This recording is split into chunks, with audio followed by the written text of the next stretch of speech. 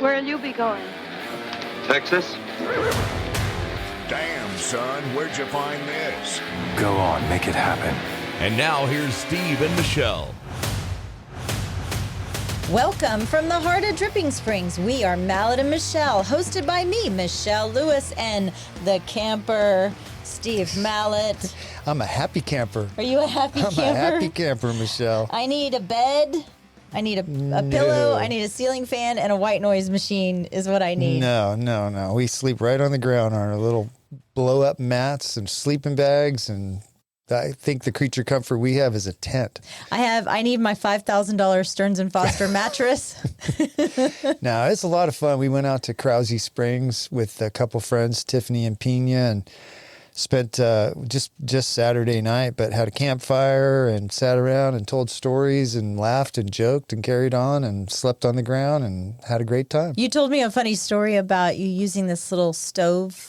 What is it called? Oh, it's called a jet boil. Yeah, my friend Pina comes out and he's got this whole camp set up. It's a table with multiple levels and a place for the stove and a place for cleaning and pots and pans hanging. And he's got a smoker and he's got multiple crates with stuff in them. And I pull out my little jet boil. It looks like a Yeti. It's just like, oh, I'm just going to heat some water over here. And I mean, we had our Yeti cooler, and I mean, we ate macaroni salad and potato salad and stuff like that, but he did it, man. He cooked steaks and bacon and sweet potatoes and a whole bit. And see, I could go camping with Pina for sure. Yeah, you'd love it. Because you said he had a bed that pulled out and it had like a nightstand. Yeah, I love this. They have a queen size cot with a queen size blow up mattress, and the cot has end tables on it, and they can stand up in their tent. Yeah, I was like, man, I should have had a little ceiling fan in there. It would have been nice. That would have been a chandelier that comes down, some soft music. Krause Springs is a great place, and you don't have to make reservations. You can go and you just pick your campsite. And I think it's an Austin treat. You know, it's just a fun place to go. Well, I went and enjoyed some live music this weekend. Teddy Swims. I've played it in the office before. Know who that is. Oh my God, he's just amazing. His soulful voice. He's just. Is it blues? R&B, blues, and he's this big old white boy from Georgia that he sounds like he's not, and he's just amazing. I love him, love him. But yeah, and then yesterday I went and had my my migraine Botox, and so my face hurts today. Your face is all my face stiff. hurts today. But I can't believe I'm going to tell you the story, but I thought it was funny when I was going on the way to work. So I was at the Sawyer Ranch light, and you're not a woman, so you don't know this, but the best place to use tweezers is at a stoplight in your little mirror. And so I'm sitting there and I'm like finding every little stray hair on my face, and the light kind of turned green, and I'm going, and I plucked the crap out of my face. So my face hurt. So yeah. Fun. Do you remember, you probably don't remember this. It was like 20 years ago. Rush Limbaugh, may he rest in peace, did a bit on his show about farting. Oh, no. Have you ever heard of that? He did this whole bit about women farting in cars all across the country. They're pulling up stoplights and they're farting at the stoplights. And and it's like, what is this? It's like an epidemic of women farting in their cars. Farting is applying makeup in German. Oh. So we did this whole bit. People were calling in. Why are you talking about that? My goodness. What proof do you have that women are farting in cars? No, mine is plucking in cars. Hairs. Plucking hairs in cars for sure. Hey, I've got a great thing to talk about today. We have a new sponsor. We've been working on this one for a couple months. I'm very excited. Nomic Power Solutions is going to join us. Dylan and Cody Stevens are coming on board. Today's their first episode, and they do generators, backup generators, and they're an authorized Generac dealer. So how timely is that after the couple of ice storms we had a few years ago? Gosh. And power outages and the grid's in crisis. Absolutely. My neighbors, good friends of ours, Stu and Sylvia behind us, they have a generator, and every storm he prays that the electricity goes out. And so his generator can come on? But it goes off once a week, so it tests. Yeah. But he just wants it so he can just look like a hero in the neighborhood. I got power. Yeah. Yeah, because everybody go to Stu's house. there was one day that the power went out in our neighborhood and we had power and he didn't. He's literally right behind us. And he's like, your house is all lit up and mine wasn't. But told him that was because I was God's favorite. Oh, well, we're excited to have them on board. They do Generac installations, and the cool thing about them is actually Tucker Max on I don't know, a few episodes ago was talking about his trials trying to get a generator installed, and he had to call a plumber, and he had to call an electrician, and he had to get a permit and all that kind of stuff. And have somebody else run the gas line. Yeah, the Nomic Power Solutions does all that. So you just call them, they come over and design a plan for you. They'll talk to you about all the different options you can have. They even have financing available too, They have which is financing, and then once you install it, if you need to have it serviced or maintained, they can set you up with a plan on that. It's pretty cool. I think with the things that are going on in the world right now, it's a smart thing to have as backup power.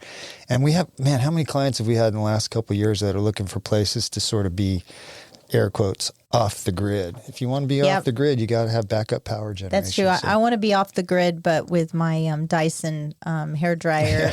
And well, there you go. You got to get a Generac generator from Cody and Dylan Stevens at Nomic Power Solutions. So, you said you had a story about house HEB. I don't even know what that means. So there is a house in Harlingen, Texas, which I knew about, and it's called the HEB House in Harlingen. And Howard and Mary Butt of HEB, the HEB founders, they built this house, or they bought it. They didn't build it. They bought it from the builder in 1930, and that was when HEB moved their headquarters to Harlingen.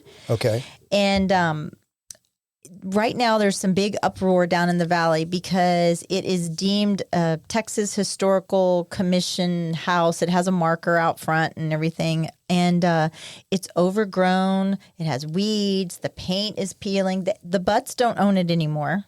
It's no Butts owned. No Butts. No Butts. There's no Butts associated with this home. It's kind of like this Italian Renaissance house, and it's a really not only an important part of RGV history, which is the Rio Grande Valley, for those of you who don't know, but just Texas in general. And there's calls to make it a museum, an HEB museum, or just a grocery museum. My grandfather, he was a citrus boxer or he boxed citrus and stuff like that out of the Rio Grande Valley. And he worked with the Butts a lot and the Vanderwallies and such and so forth.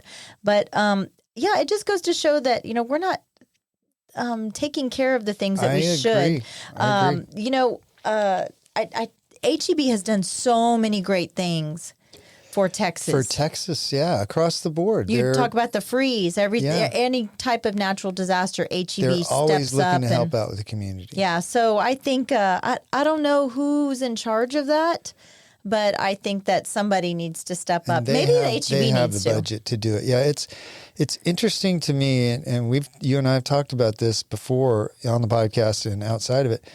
When you go to Europe, they have buildings that are 1,000 years old, 500 years old. They maintain those. They take care of them. They designate them, and so that they can continue to be for people to use them, but also see the history.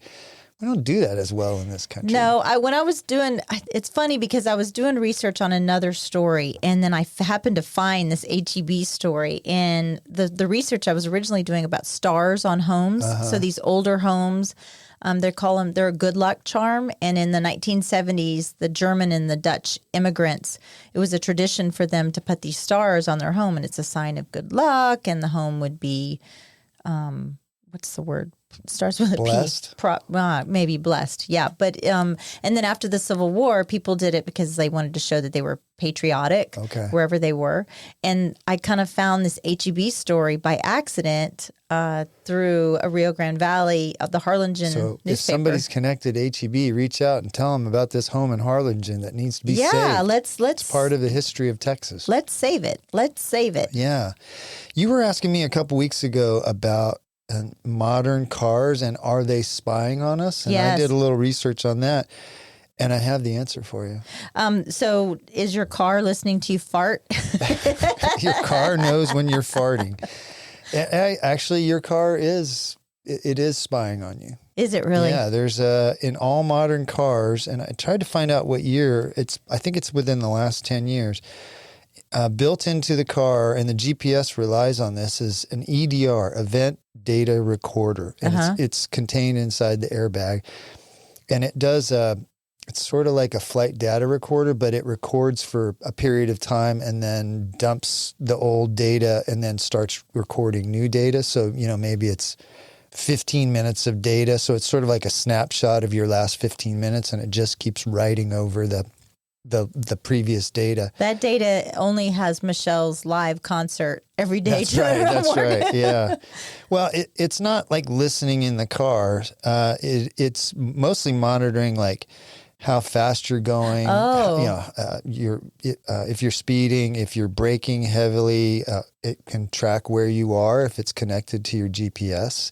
So like OnStar and Hyundai has, what's it called? Like Blue Link or something like that. If you have those, then your EDR is not only tracking your driving habits, it's tracking where you are. So I can't get away with murder anymore because it's going to know where I am? No, as well, unless you drive for more than, I think it's 15 minutes. So you drive for more than 15 minutes, all that stuff is erased. Oh, okay. So 15 minutes is the limit. Except for if you have one of these services, that data is all recorded on a server somewhere. What if I have OnStar and I have never, don't you have to pay for OnStar? Like I have a button, I have an emergency button, but I don't pay for it. See, I think even if you don't pay for it, OnStar's tracking your data, because these companies, I'm not saying OnStar's doing it, but companies are tracking the drivers of these cars and then selling the information to advertisers. Oh, that makes sense, though. Yeah. That makes a lot of sense. Yeah. I mean, because mine would be pretty boring.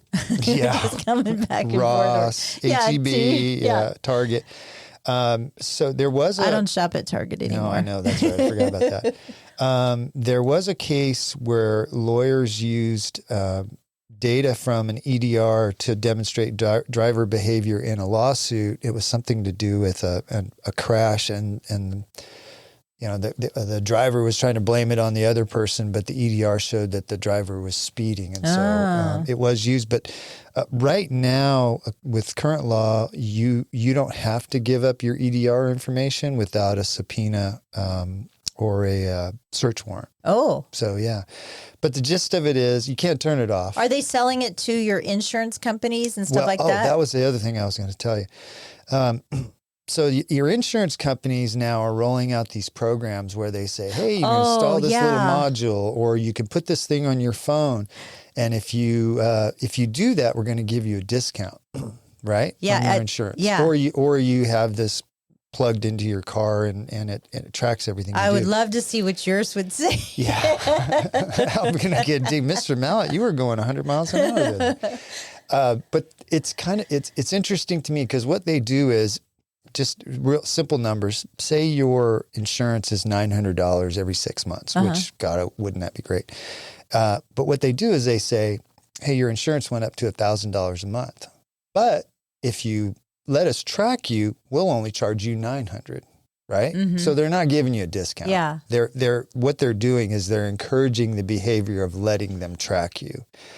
And if you pay the $1,000 without the discount, they're like, oh, great, we got an extra $100 out of Michelle. So, but that's the future right there. Everything's going to start being tracked. It's a little worrisome, the amount of surveillance that's going on in our lives. It used to be sort of like you could there was gray areas in life, you might spit on the sidewalk or something, but you're being watched all the time now. Thank God above that there was none of that when I was a teenager. I know. Now, granted, I was for the most part, I was a good teenager, but still, I tell you what, you know what, you might heard I'm a runner. Oh, I didn't know that. Yeah. But sometimes when you're out on a run and you're running for an hour and a half, you got to take a leak. And I sometimes go, I might go over behind that bush. And then I start looking around. I'm like, Steve Mallet exposes himself in public. Exactly. I can see that. There's like, okay, well, maybe I'm on camera from this parking lot or this, it's like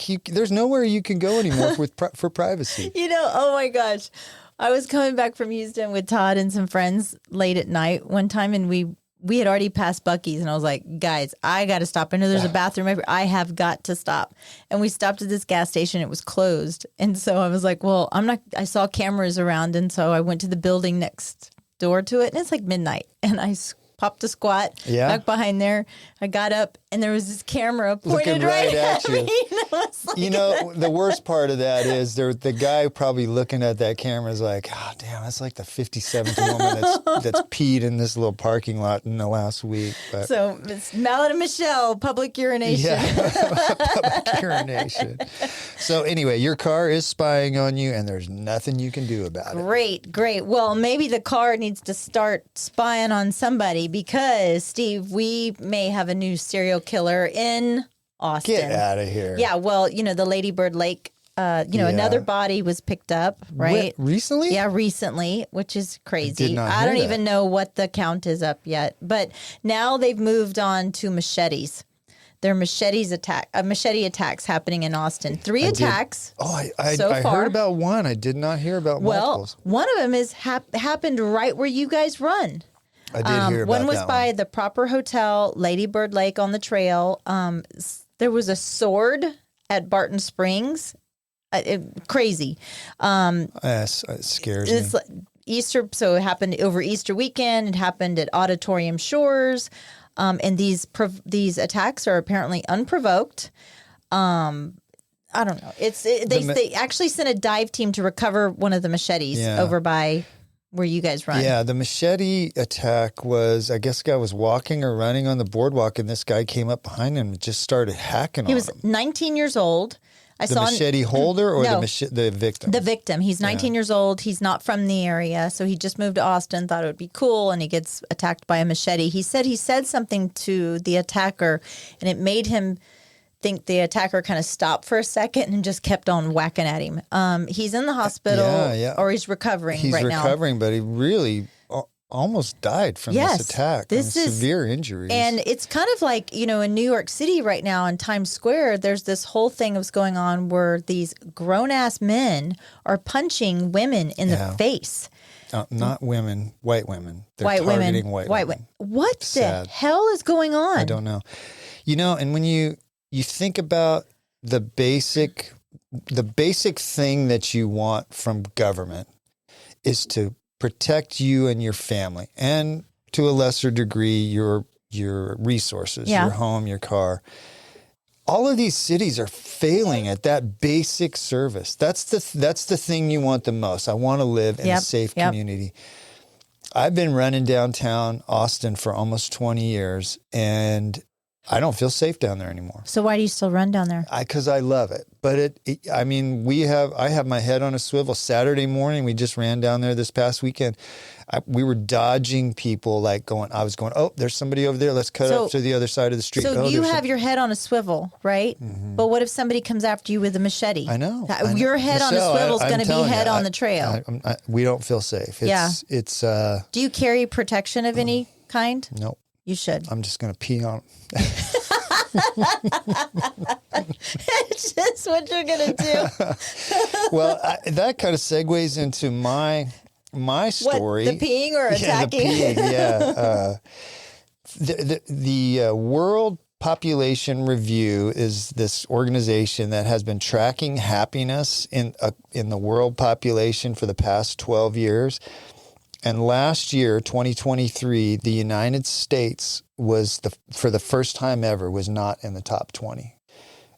2 years ago, we were 16. Then 2022, we were 15, and 2023, we were number 23 in terms of overall happiness in the United States. What has happened? Or let me think. What has been going on the last, 3-4 years? I just don't know. Maybe there's a correlation behind that. I think there is. Who's number one?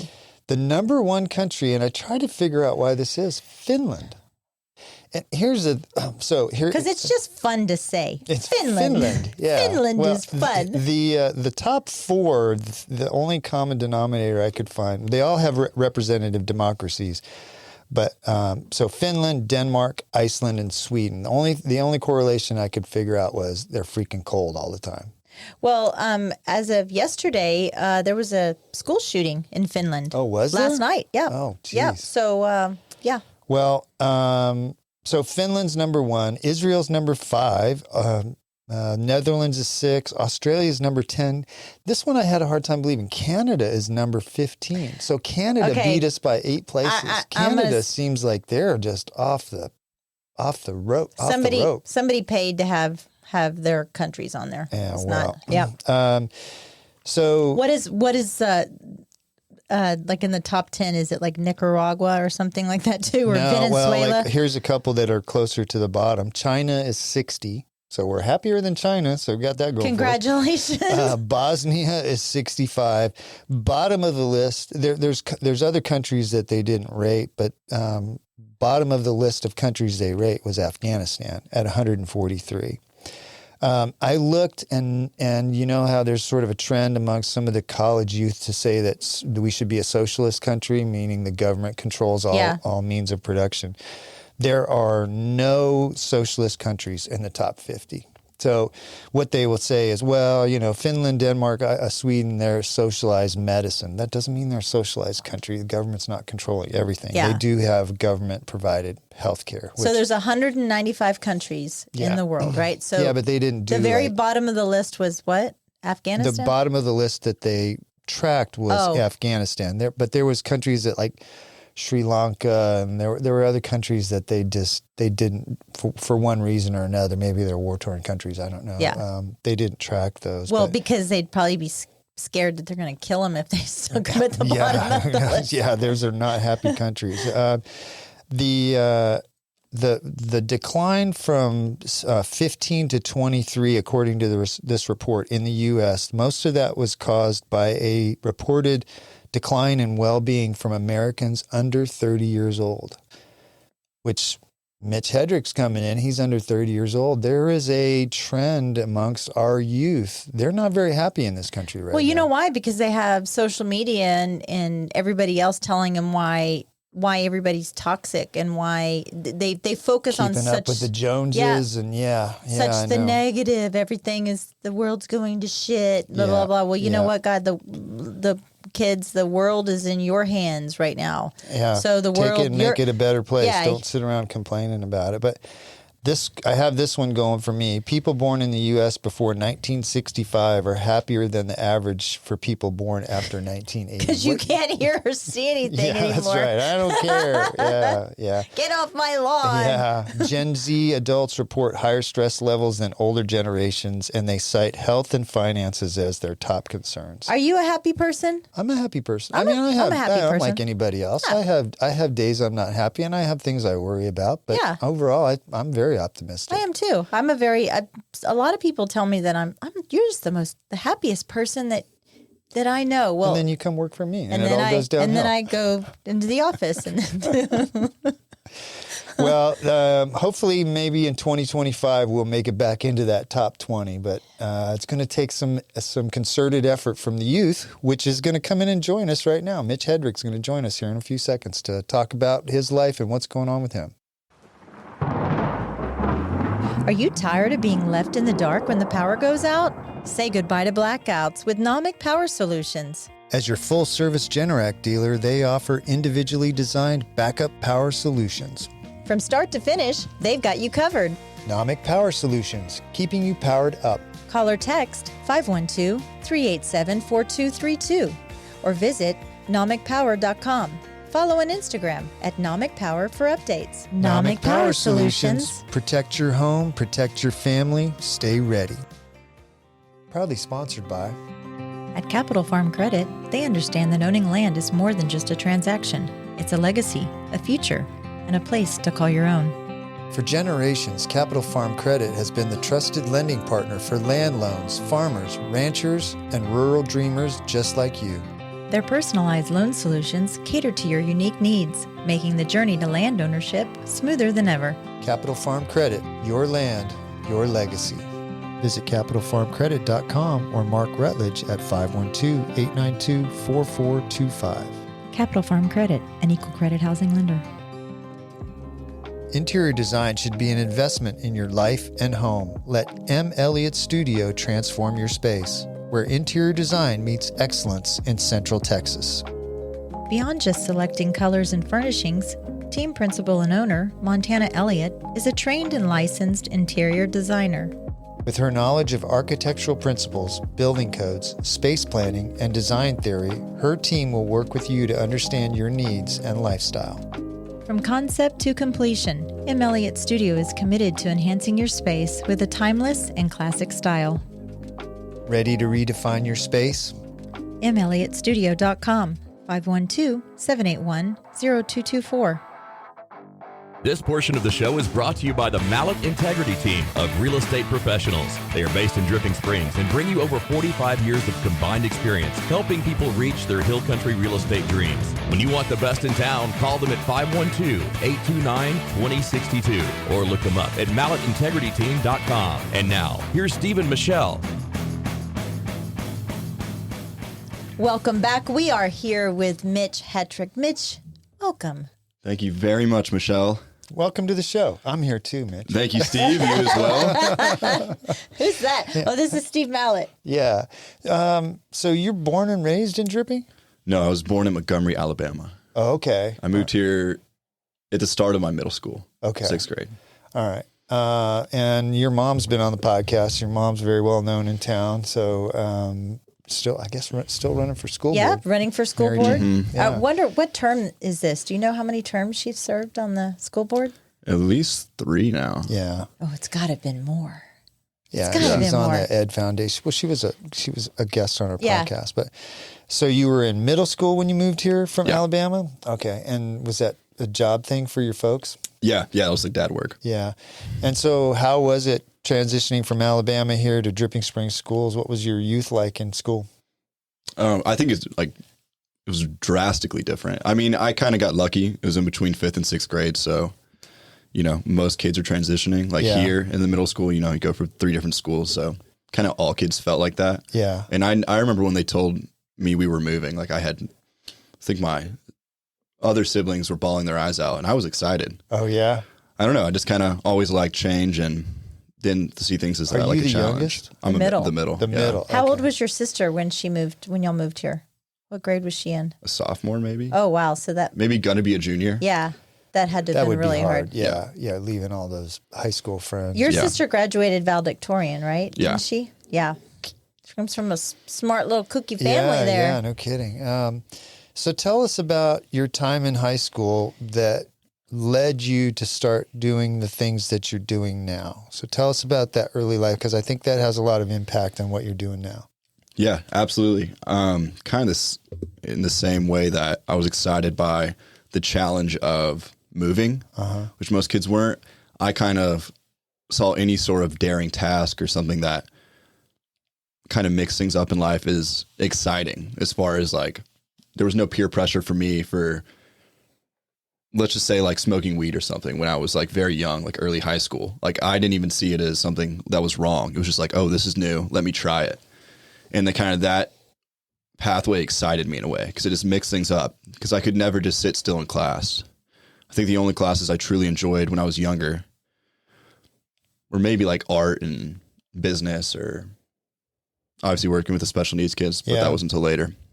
Yeah, you did that in high school. That's when I started to get to know you, when you were working as volunteer in the, what was it called? It wasn't called PALS that you were in, but when you were Special, when the you were Unified in the life Champions. skills. Yeah. Is that something your mom encouraged you to do, or did you want to do that? No. I was put in there as a punishment at first. Oh, really? So, yeah, Coach Foster, who's no longer with the school. Yes. Oh, I loved Coach Foster. He was so great. He was always like a huge influence in my life. He really was one of the reasons I didn't go down a worse path than I did in high school. Because I don't think I was ever a bad kid trying to hurt anyone or do wrong. I was genuinely just a curious kid who didn't like the cookie cutter model and was almost like rebellious in my own way against it. Why do you think you were so rebellious? Do you think that, I mean, having the pressure of having your mom on the school board and all the teachers and administrators just kind of knew who your mother was. Your your last name is very recognizable. So do you think that there was kind of this set of expectations, these preconceived expectations for you? Your sister graduated valedictorian. It's like, okay, Mitch, this path is going to take you like this. And you're like, no, I'm going this way. Yeah, I don't think at the time I had this rebellious mindset with that specifically. It was more almost like an out-of-body magnet that like pulled me a different direction. I couldn't explain why. I just always wanted to be different and like almost took pride in my troublemaking. That's what like set me apart. I kind of loved being the kid who could answer any question in government class. But then like I would show up, not do any of the homework and still pass the test. So like, I don't know why I took pride in that at the time. Probably to dive into childhood for that. I don't know. Did you feel like you were, and maybe I'm this is what it sounds like. Did you feel like you were a troubled child? No, not at all. You just felt like, did you feel, what were you feeling like? You were just different than the other kids, or, because what you're doing now is you're encouraging youth to live a happier, healthier lifestyle. Yeah. Right? And so that had to come from somewhere. So what did you feel in high school that made you think, I need to influence these kids to live a better life than they are? I think I'm glad you brought that up, because I think in high school I was like, life can be different. I don't like this cookie cutter. And so I went this direction with it, which was partying, having as much fun as I could. I always wanted to live life to the fullest. And now I found through my journey from now till then, living life to the fullest is not what I thought it was based off the popular rock stars I saw on my phone or whatever it is. So now I realize that actually pursuit of health and fitness and service and how good it feels to be good to others is how you truly live life to the fullest, and redefining what socialization looks like and partying. But yeah, it's for those kids who challenge the way things were like me, but I was a product of social media at the time. Yeah. So my definition of success, what relationships look like, what monetary What's your definition of success now? I have no idea. You don't know. Neither do we. No idea. Yeah. Do you? I know. Well, I do. You know what my definition is? My definition, all joking aside, is watching my kids succeed. That is my definition. Yeah, there's that. I think success is contentment in life, meaning that whatever, it doesn't matter how much money you got in the bank account or how many properties you own or any of that. It's that, are you happy with your life? Because if you're not happy and you're always striving to be something else or someplace else or with somebody else, that's not contentment, and it's very unsettling. So that would be my. But I'm way older than you. I'm 40 years older than you, Mitch. So you haven't thought much about what will feel successful to you? No, I think about it every day. I just think that's why I don't have the answer. The more you think about something, the more you realize you don't know what the answer is, I feel like. And I think it varies off person to person. I think there's an aspect of humility and submission to it, because there are some people who are happier than any of us in this room surfing on Costa Rica, eating fruit every day with a wife and a kid, completely separated from American society. But I don't feel like I could ever do that right now and be truly happy. I have too much desire to make an impact in the American culture that persuaded me to live the life I did. So I want to kind of persuade it back in a better way. So I think success. So how are you doing that? How are you persuading these people? That's two things. How are you persuading these people? And also the guy that's eating fruit on the beach in Costa Rica and surfing every day, I think if you went and sat with him and didn't just look at his social media, he's got problems too. Mm-hmm. Everybody's got problems. Yeah. Well, and he's posting stuff for clicks. You're seeing the good highlights of stuff, right? Yeah. Mm. But so how are you influencing? Because isn't the premise that you don't need to chase fame online to be happy, but for you to spread that message, you have to be online chasing the clicks. So how are you reconciling that in your head? I think it's separating it from myself and more trying to prioritize community. Like the fire starters we do with Project Wildfire, where I bring a ton of young adults together in the room. Like I lean on them so much for like events we do, nonprofits to work with, content, because the more I rely on just myself and my own ego and what I perceive is right and wrong, I think the less the mission is actually forefront.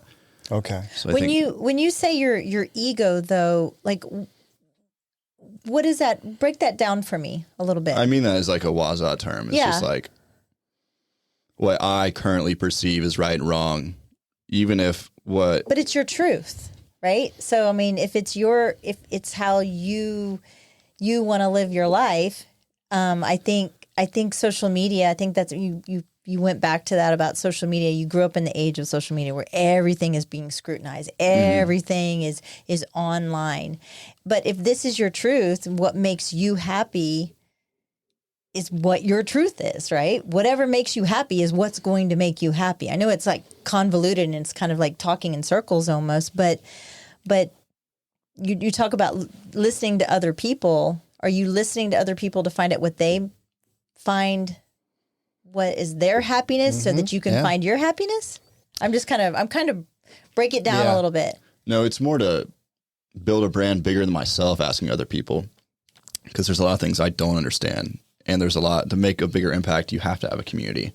So I don't want to be the one guy who knows exactly how to make an impact amongst the young adults in Austin, Texas. That's like a group thing. But as like my truth is my happiness, I refrain from that. I see lots of people in their bio that's like, do whatever makes you happy as long as it's not hurting anyone else. Well, it's like, how do you know it's not hurting anyone else? How do you know it's not hurting your parents? Like, what do you mean by that? Like, yeah. I completely disagree with like, do whatever makes you happy, because it just, where do you draw the line morally on that? And is that a trend, do you think, in youth? Do yes. whatever it is, huh? Absolutely. And that's why I refrain from it, is because I see it so much. Yeah. Is that what Project Wildfire is about? Is helping youth see that they shouldn't just do whatever feels good in the moment, that they should be aspiring to have other values? I completely try to convey that the principle behind this is to challenge what you think is right and wrong, lean on other people, and try to live a selfless life, because I think that's where things get dangerous, is when you think you're right versus you're wrong. And I saw that even in the wellness industry.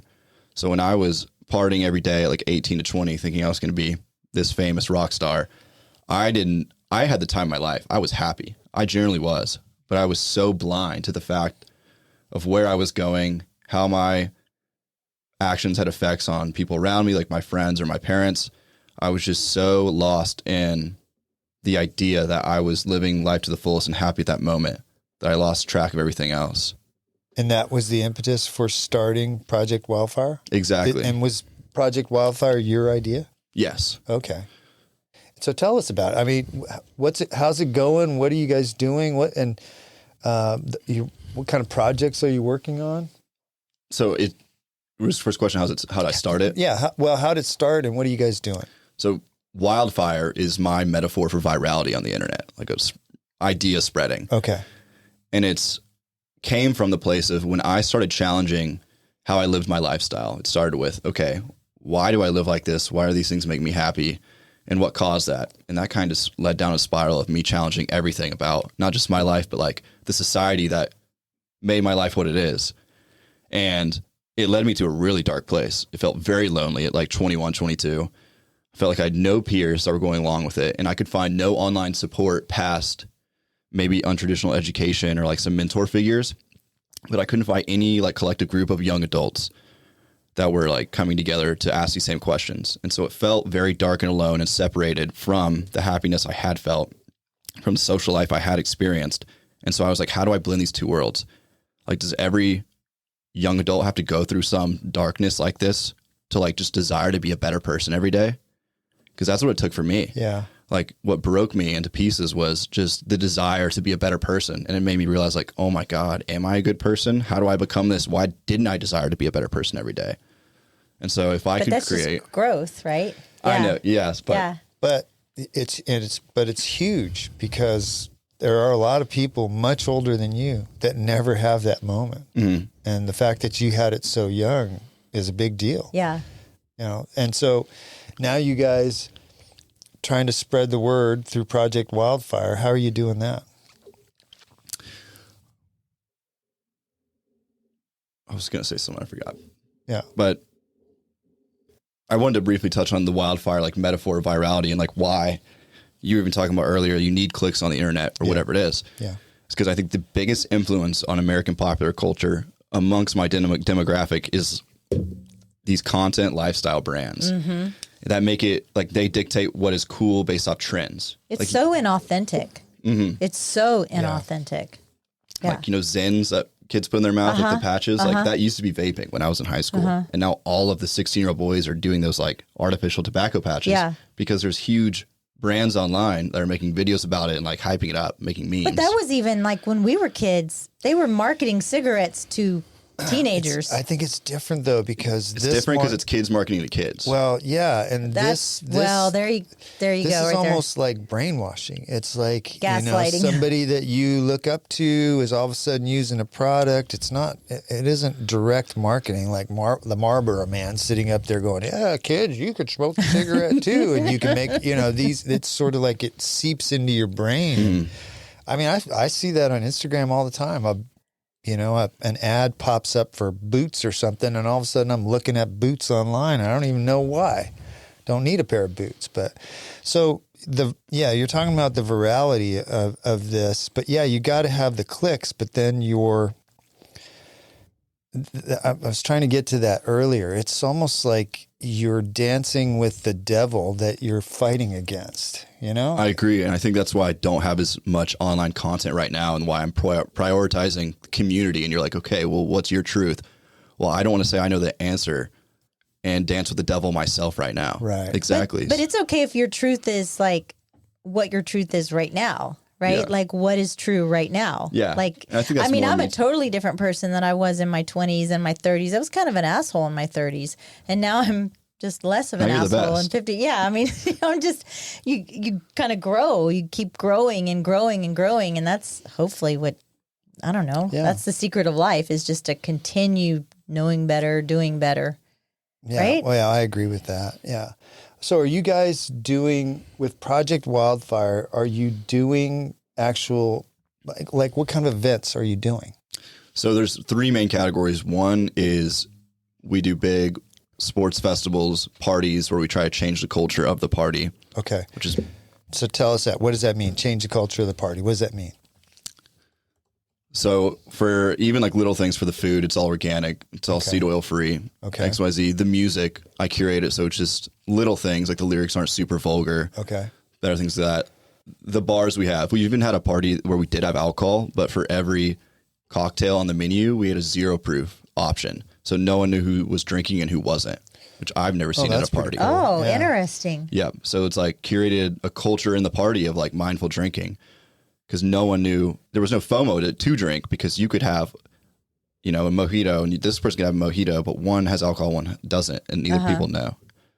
And so most people don't want to get super drunk because they don't feel like they need to because they realize these sober people are participating. And then the other way around, sober people don't feel left out. God, I'd love to see the statistics from one of those events about how many people bought alcoholic drinks and how many people did. Did you guys? I didn't keep tabs. No. Yeah, I didn't keep tabs. You should actually ask the bartender because that could really help you with how things are going. Because if 95% of the people get alcohol, then it's not working. But if 5% of them get alcohol, then the message is getting out. That'd be a good. I knew it was closer to 50-50. But also my community in Austin were all like more health oriented people that came there at first. So it's. What kind of turnout do you get for these events? Well, I've never done bigger than like those parties were like 150 people, but that was like the max at the venue I did. Okay. Yeah. I think I could get 500 people there. I think we've had 500 at Zilker for our wellness festivals that we collaborated with other brands with. Okay. That's pretty cool. That's actually more than I would have expected. Do you think that a lot of young people your age are just so hung up on fame and they will try to achieve that fame no matter what, to whatever expense of even just exposing themselves, exposing their families? I think I see this whole trend now about, was your mother toxic? Or we just went through Easter and there was somebody talking about, I can't believe my mother-in-law got my child an Easter basket. And it's like, get over yourself. Yeah. Like, get over yourself. Yeah. And so do you think that there's just so many people that are exposing their life just for clicks? Absolutely. I mean, absolutely. Why do you think that is? I mean, it's so yucky. It's just like kind of a narcissistic view of. I feel like people have always done something in that regard throughout human history and whatever society, whatever like that looked like in the 1950s. I'm sure the women did in their little communities. I feel like it's not more of a social media thing that's a direct problem, and it's a more of a. I'm gonna disagree, but continue. I'll hear your thought. And more of a human nature problem. Yeah, And well, so- that I'll agree with that. I mean, but I feel like it's gotten way, way worse. This society has gotten way more narcissistic. The value that is put on somebody, and it's almost like a rating system. Oh, I went on your Instagram. You have 12,000 followers. Wow, that's really impressive. Oh, I only have 500. You know, it's almost like a rating system. And really, that both of those numbers mean absolutely nothing. They're strangers. Yeah, most of them. Like some guy from New York follows me, I could care less. Yeah. But if 400 of my 500 followers are all local people that I know, that's important to me because we're all keeping in touch with what's going on. But you start to get up into 1.2, 1.3 million followers. I mean, I don't know if any of those people really know who you are. Do you feel that? Like, I mean, you've gotten DMs from people before in regards to like your music or like kind of what is the word where they're criticizing you or complimenting you without but you. They don't really know who They you don't are. know you. Like, how do you take that information in? Like if somebody has criticized your music and you've never met them face to face. It's never happened. It's never happened. My music's great. Yeah, we actually like the ones where they're complaining a little bit more than the complimentary ones. But Mitch, what do you think the youth are struggling with the most these days? Like people your age, what are you struggling with the most in general? I think the biggest struggle is they don't know they don't know why they're struggling. I think that's the biggest struggle. So I think kids don't have enough leadership. They don't have something to look up to, and they're looking up to the wrong things, and then they're not getting sustenance for it. So it's not, I don't think it's pinpointed on one problem. I think it's more the awareness of it. Do you think they don't have enough leadership? Or do you think they're, like you said, they're looking in the wrong spot? Like the leader and the mentors are over here, and all the fame and the clicks and the likes are over here. Well, just like you disagreed with me earlier about the social media thing, I think it's the same thing. I think the bad is blown out of proportion. Yeah. Or not blown out of proportion, it's blown up, and then the good is harder to find. So I'm just trying to make the good easier to find. There you go. So here's one thing I think about your age group that they're not very good at is criticism.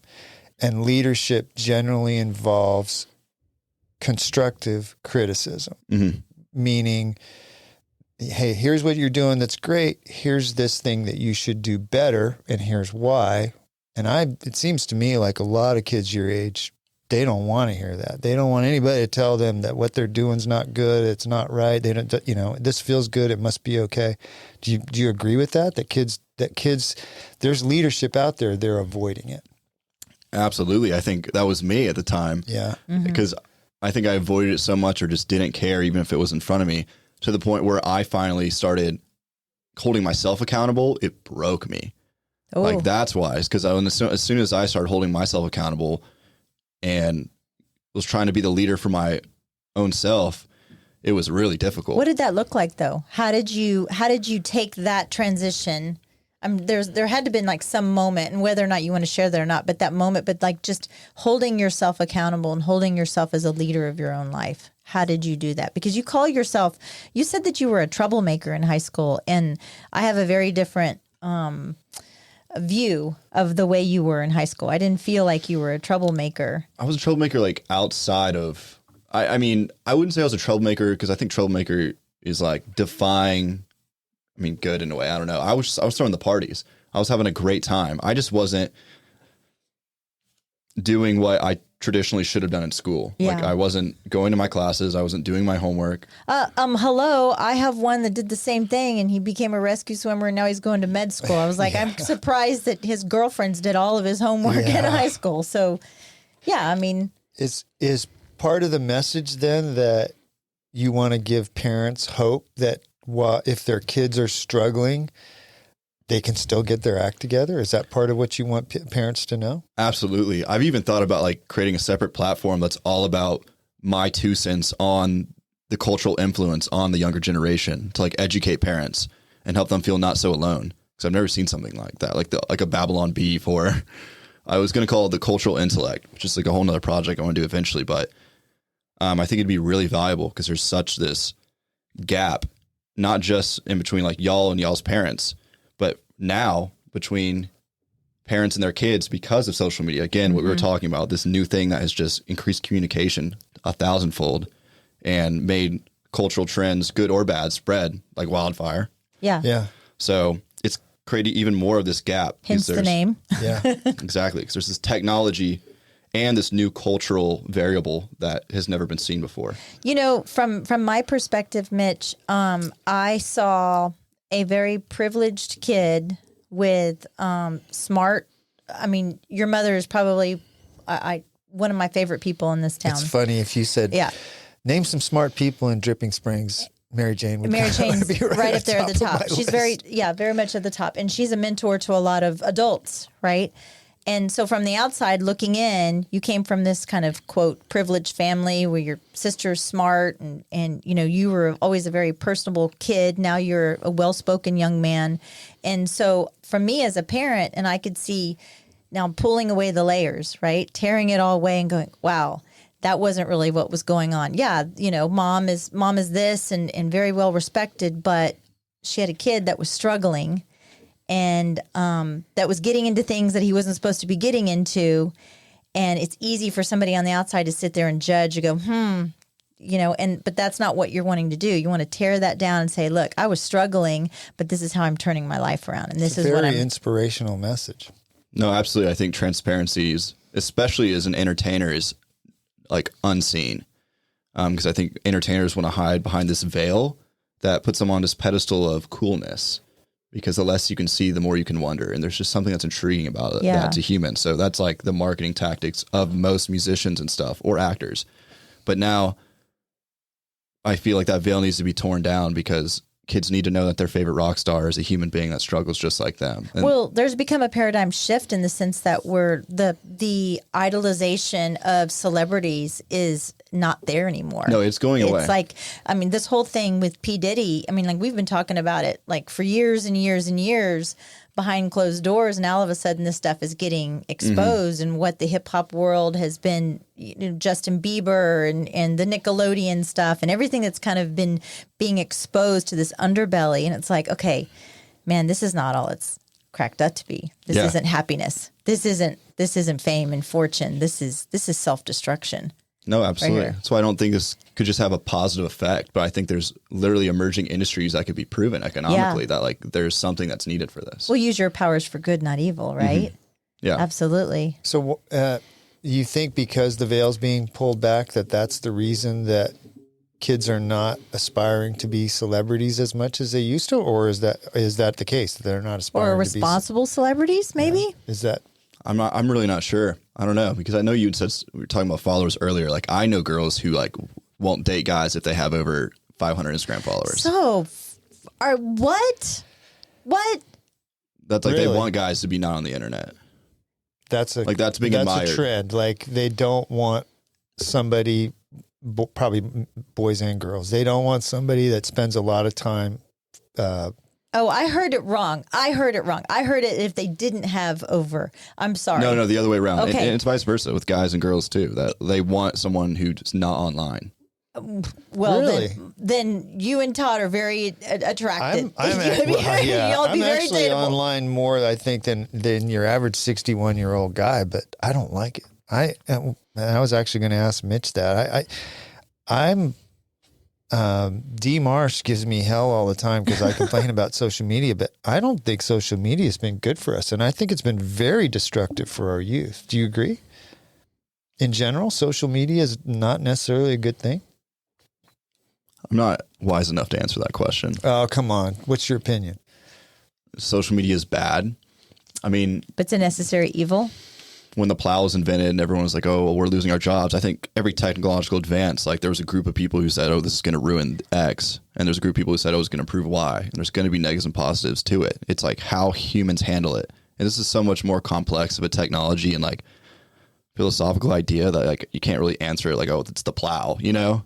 And farmers, like it's deeper than that. But well, yeah, I agree with that. But there have been many things that have been invented that have created mass destruction. That the nuclear bomb. I mean, that was somebody's great technology idea and was supposed to be used to foster peace, but it killed thousands and thousands of people. So when he said, when the plow was invented, that everybody thought they're going to lose their job, I was like, who? The jackasses? Yeah. The mules? Yeah. Like my shirt? Yeah. I mean, the fact that these kids are the main, we just did a story before you came in that the kids are your age, Gen Zers are, you're Gen Z. Gen's right? Y, yeah, Z. Oh, what? Yeah, Gen Z. They're most worried about their health and finances. And I can only think that comes from the finance part has got to be, well, and the health part. It's seeing somebody online going, man, look at that guy's six pack. I should be like that. How come I don't have that? And, oh, this guy's my age and he's driving a Ferrari. How come I don't have a Ferrari? It's this chasing something that, and we all know at our age that, the guy might be driving a Ferrari, but he may not own it.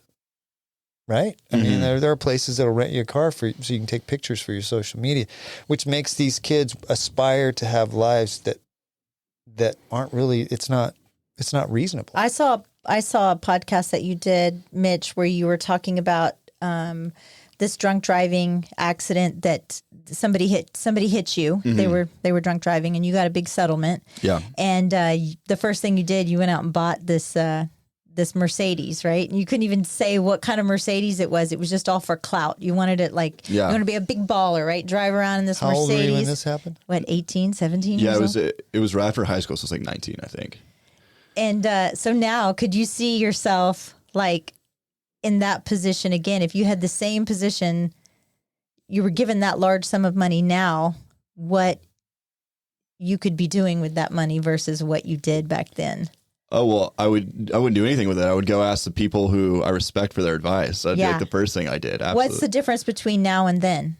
Do you think that you didn't do that then? Well, then all I cared about was appearing cool and proving everybody wrong. Yeah. And now all I care about is proving myself right.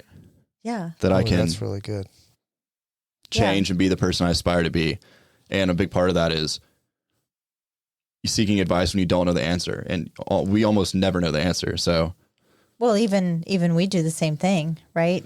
Steve touched on it about constructive criticism.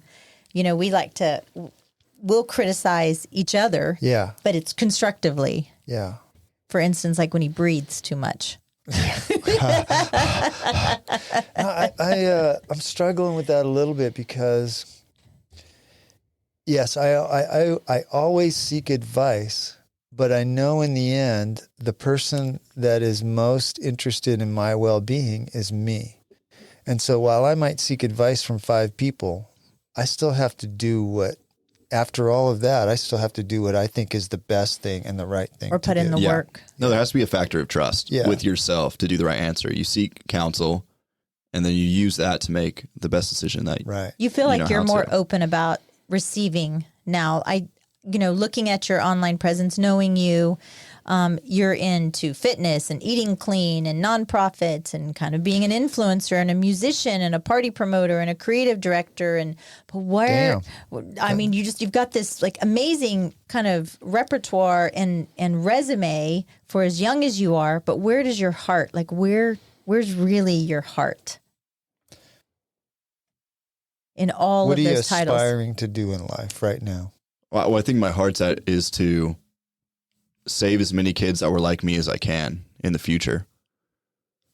Save as much heartbreak as I can, because I think that's where it all drew from, was so no kid had to go through what I went through, because I truly was like in such a bad place for a year. Did you break your own heart though? Yeah. Yeah. Yeah. Yeah. That's a realization where you're like, boy, I screwed up, but I did that to myself. Yeah. Yeah.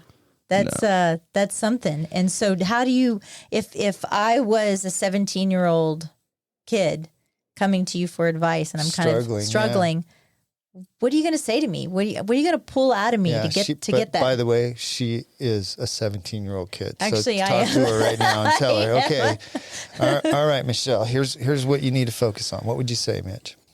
Well, I think that in every heartbreak story, there's always an enemy. And sometimes you got to look yourself in the mirror and realize the enemy is yourself, even if there is enemies. Like, it's you versus you. And coming from somebody, like you said, privileged family, smart family, regardless if you want to argue about why we make decisions we do in childhood, this or that, BS. I hate the idea of like therapists making you blame everything on your childhood and things that happen. Yeah. To me, my personal opinion is just crap. Yeah. Take responsibility for yourself and your actions. So in my head, I was like, I'm a privileged kid. Regardless of why I went down the path I did, I made these mistakes. I caused the hurt, and it's up to me to change it. Yes. So it was me versus me. There was no outside force where it was like, this girl broke my heart and then I changed my life, or this happened to me and then I changed my life. Because people pinpoint things like that as an excuse of why they changed their life. I see that all the time. Like, guys are like, oh, this girl broke my heart. I'm like, dude, you were probably a piece of poop to that girl. Yeah. You know, like, and you probably needed your heart broken. Yeah. Exactly. Yeah. I see that over and over again. It happens. Everybody gets their heart broken. I have like almost never seen someone transparent saying like I was the problem online. Almost never. Accountability. And I see some about like blaming, and they blame alcohol. They're like, I used to be an alcoholic. I used to drink, and now I'm a fitness god. But they're still pinpointing something. They're blaming alcohol and not themselves. Well, they're still, if you notice, like I've noticed this a lot, people that were heavy into partying and drinking and drugs, now their addiction has just transferred into something else. It's no longer this, the drugs and the alcohol. It's now the fitness, or it's the whatever du jour it is. Yeah.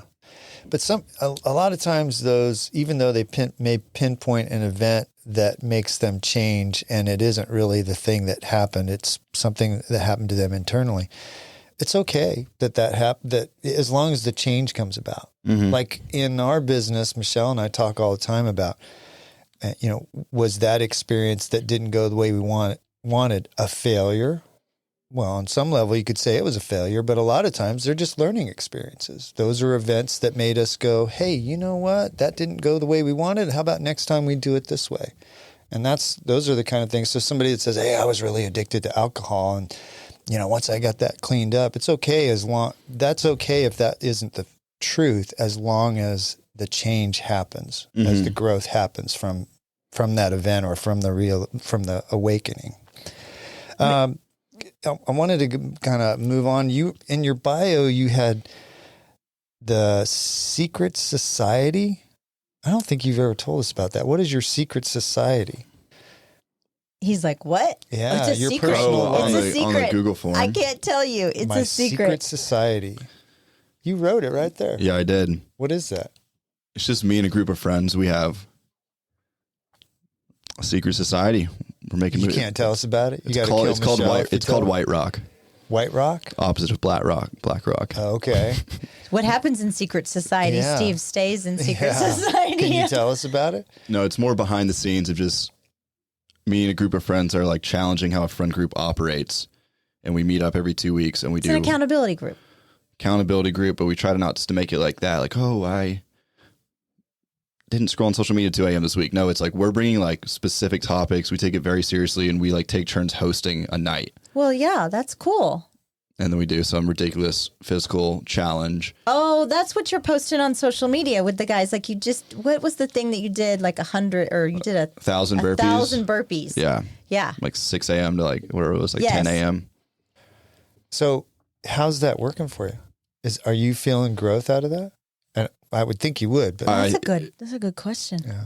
Yeah. No, I think it helps more with like, okay, why do you do things? Did we do 1,000 burpees because it was like actually the best thing to do for growth, or did I just injure myself for 2 weeks and get a social media video out of it? Like, you know what though? Michelle and I talk about this all the time. Guys do better communicating with other guys if we are involved in some intense physical activity. Like if we're running together, or we're hiking together, or playing pickleball or whatever, we'll connect better. Women don't need that as much. You guys can sit around on the couch and just bare your souls. But us guys, like fishing and things like that, where we can focus on something else. Because it's vulnerability. And so you can guys focus are not very good at being vulnerable. Yeah, you can focus on the task at hand, That's right. Which what is fishing or working out or whatever it is, and through that you're breaking your body down. Right. You can be vulnerable with the person next to you. Right. Yeah. You're also shutting off your frontal lobe. Yeah. When your frontal lobe's occupied. Your frontal lobe is showing, Mitch. I think that's important for all guys to know, that you will have better connections with your friends if you engage in hard physical activity or some kind of physical activity. And that's why guys open up at 2 a.m. wasted together. Yeah. And it might be the only time they show each other vulnerabilities, because same thing. It shut off. Alcohol does the same thing, but but exercise is way better for you. Yep. That's like, I'm trying to write a post right now on LinkedIn and stuff. I just did this ad with a company called Infinite Form, and he was trying to tell athletes stories. And my biggest thing was like kind of the yin yang of creative output or motivation in the entertainment industry is kind of fueled from alcohol or a materialistic motive. And how for me, when I lost that, I found it in fitness and hard work is like kind of my fuel for creative output now.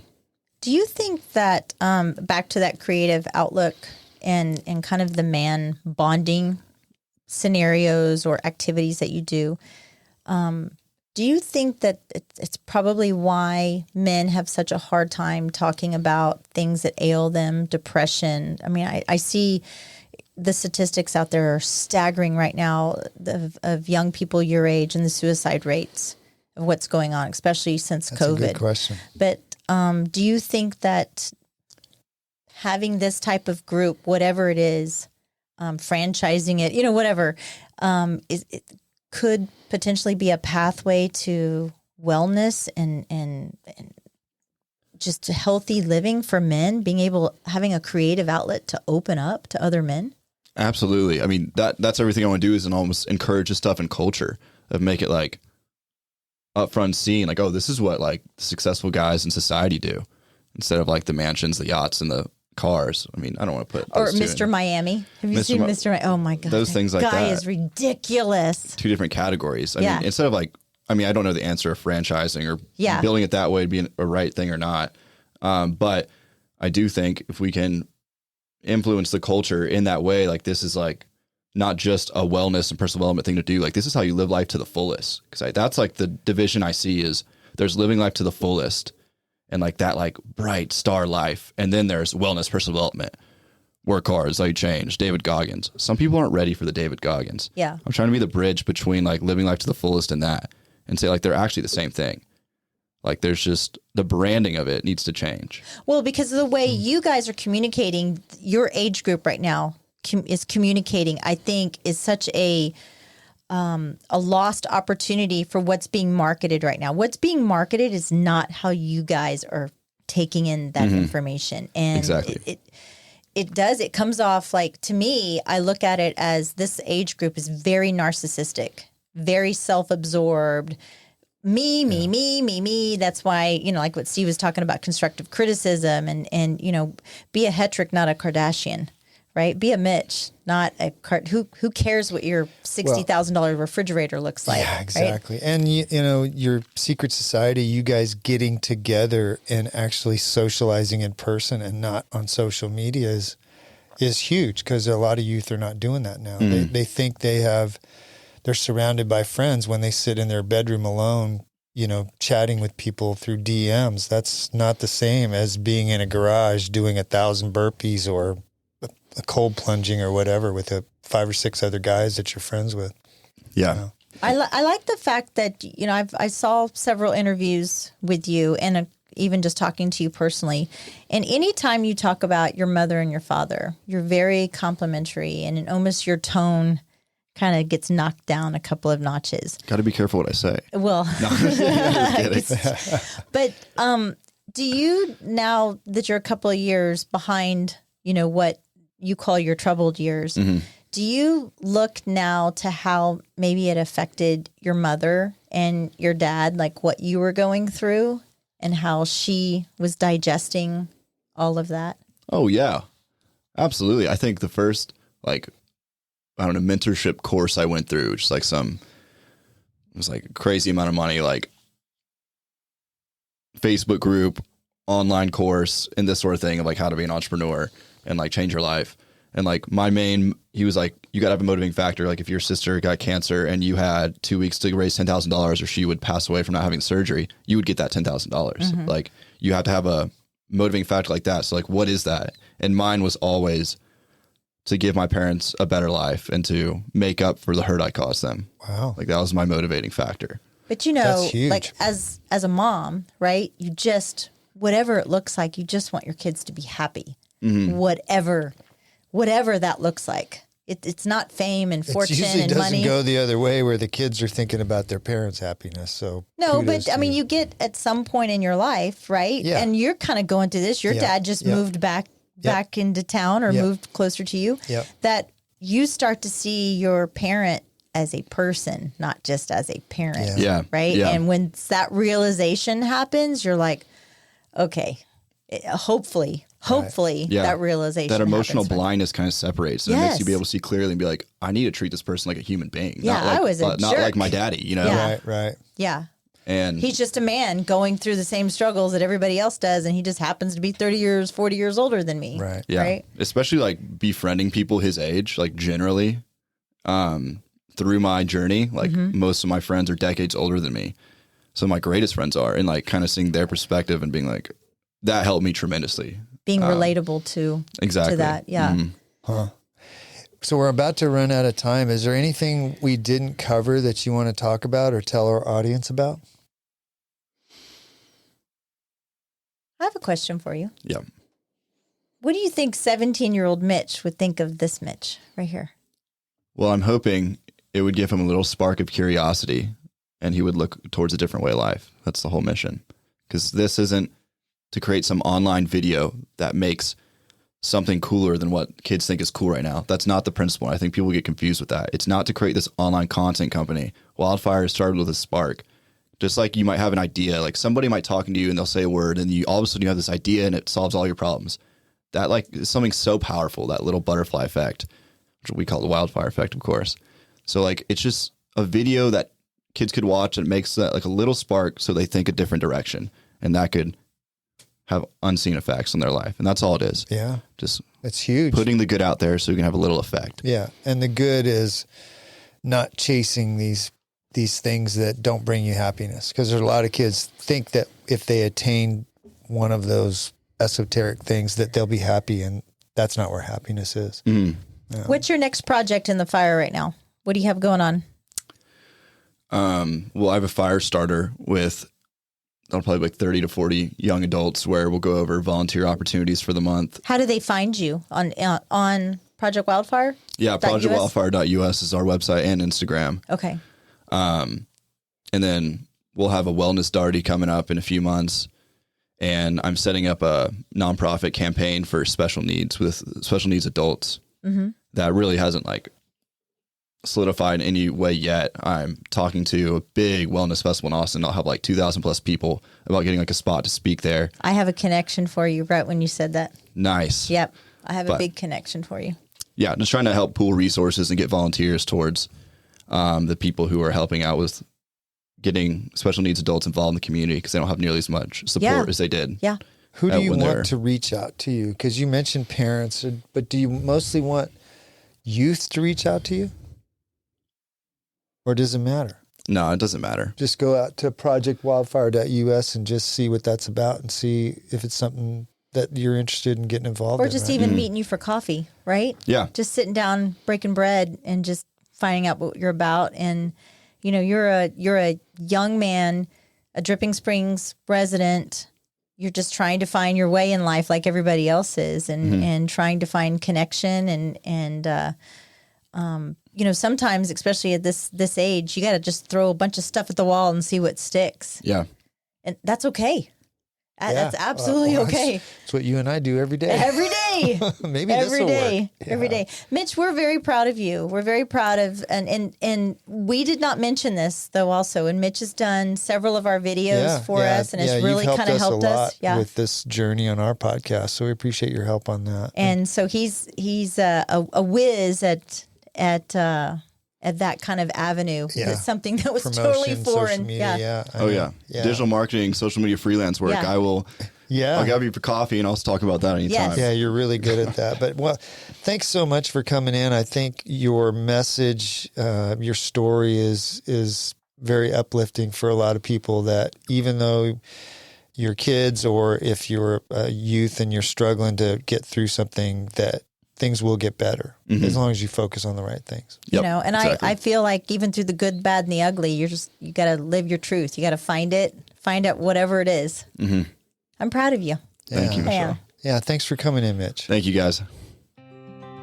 Ready to turn your land dreams into reality? Look no further than Capital Farm Credit.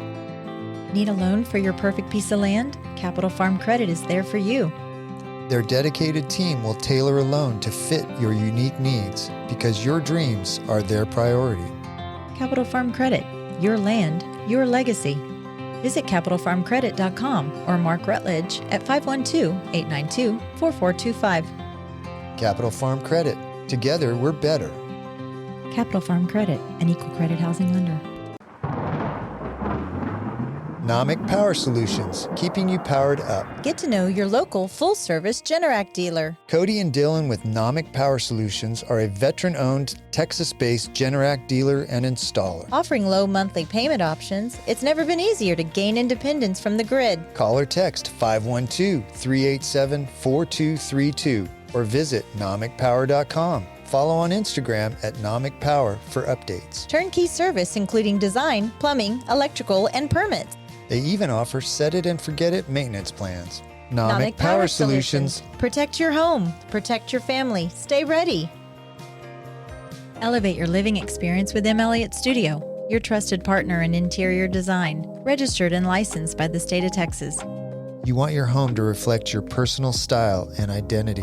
Investing in a well-crafted design doesn't just beautify your home, it enriches your life.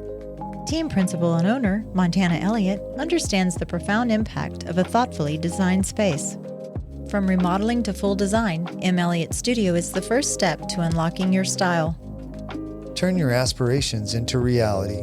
Tailored to your taste and desires, M. Elliott Studio will work to create an environment that embraces your style with style. Your space, their expertise. melliotstudio.com 512-781-0224. This show has been brought to you in part by the real estate pros at the Mallet Integrity Team. When you're looking to buy or sell, you need them on your side. Why settle for less when you can have real estate done right? Give them a call at 512-829-2062 or get more info at malletintegrityteam.com. You know you like us, so go now to Apple Podcast or Spotify and leave us a review. Why don't ya? We love your feedback and comments. Email us at malletandmichelle@gmail.com. Thanks for putting up with us.